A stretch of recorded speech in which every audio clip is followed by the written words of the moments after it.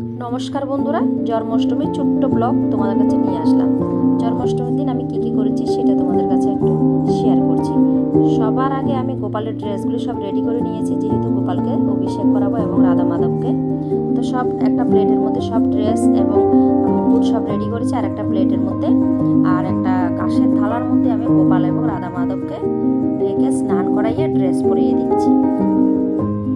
সব কিছু দিয়ে অভিষেক করিয়েছি, পঞ্চামৃত যা যা প্রয়োজন হয় দিয়ে গোপালকে এবং রাধা মাধবকে ড্রেস পরিয়ে নিয়েছি, আর সাথে অলংকার।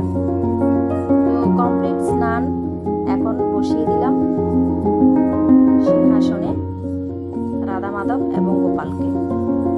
দেখতেই পাচ্ছ অপরূপ লাগছে গোপালকে আর রাধা মাধবকে, সবাইকে অপরূপ লাগছে। তো কমপ্লিট হয়ে গেল, এখন আমি পুষ্প দিয়ে সাজাচ্ছি সবাইকে।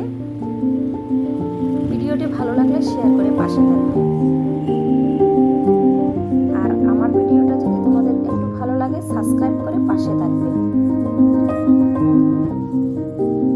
মোটামুটি পুষ্প দিয়ে সাজানো হয়ে গেছে, দেখতে পাচ্ছ।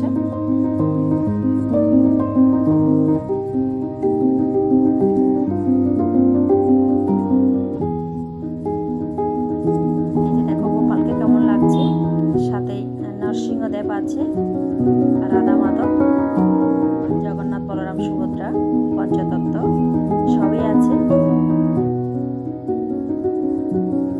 সাথে লক্ষ্মীনারায়ণ, গণেশ, মোটামুটি সবই আছে।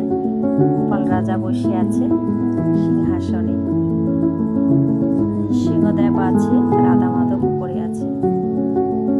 তো সবাইকে বলবো ভিডিওটা ধৈর্য ধরে একটু দেখবে, আর কেমন লাগছে অবশ্যই কমেন্ট করে জানাবে।